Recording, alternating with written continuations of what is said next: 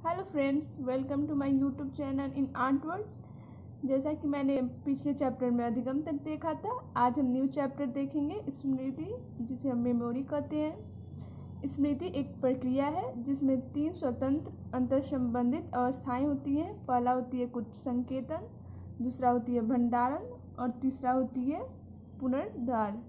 कुछ संकेतन को हम इनकोडिंग कहेंगे, भंडारण को हम स्टोरेज कह सकते हैं और पुनरुद्धार को हम रिट्रीवल भी कहते हैं।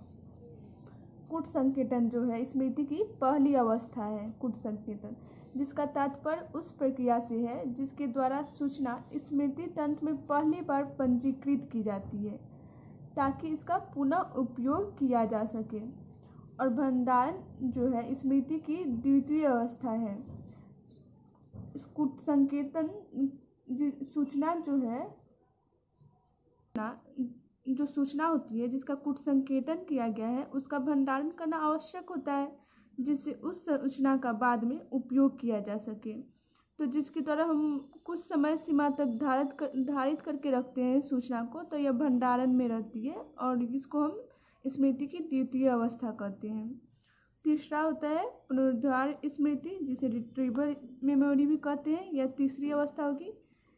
इसमें विभिन्न प्रकार के संज्ञानात्मक कार्यों जैसे समस्या समाधान, निर्णय इत्यादि को करने के लिए जब संचित सूचना को पुनः चेतना में लाया जाता है तब इस प्रक्रिया को रिट्रीवल या पुनरुद्धार कहते हैं। इसमें जो सूचना संचित हो जाती है उसको हम चेतना में लाते हैं, तो इसे हम रिट्रीवल कहते हैं।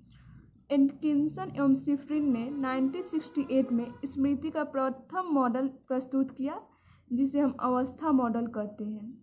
ये इम्पोर्टेंट है, ये आता है।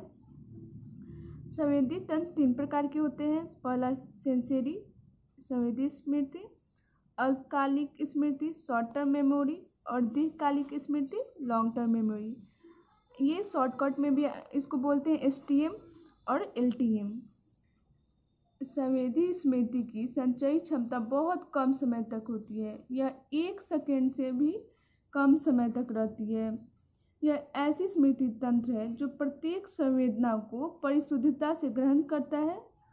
अक्सर इस तंत्र को संवेदी स्मृति या हम संवेदी पंजिका भी कहते हैं। संवेदी स्मृति को इसमें जो हम चीज़ रखते हैं, धारण करते हैं, वो बहुत कम समय तक रहती है।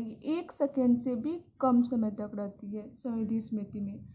और अल्पकालिक स्मृति में होता है कि जिस सूचनाओं पर हम ध्यान देते हैं वह हमारी द्वितीय स्मृति भंडार, जिसे अल्पकालिक स्मृति कहा जाता है।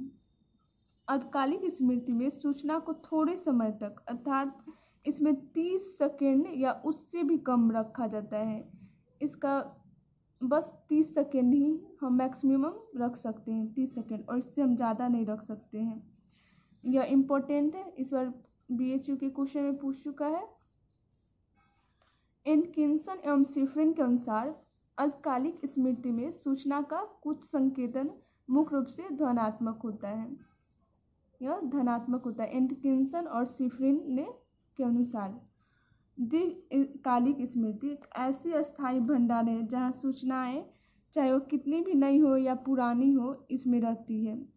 कोई भी चीज़ हम भूल जाते हैं फिर उसको हम याद करते हैं तो ये दीर्घकालिक स्मृति में यह बात आ जाती रहती है और आती है, तो इसे हम दीर्घकालिक स्मृति कहते हैं। और हम जिस सूचना को भूलते हैं वो पुनरुद्धार की विफलता के कारण होती है। जिसे हम बार बार किसी चीज़ को हम अभ्यास नहीं करेंगे तो वह चीज़ हम भूल जाते हैं, तो ये इसमें आ जाएगा। पुनरुद्धार विफलता के कारण हम भूलते हैं किसी भी सूचना को। आज तक हम इतना ही देखेंगे, नेक्स्ट वीडियो में। Thank you.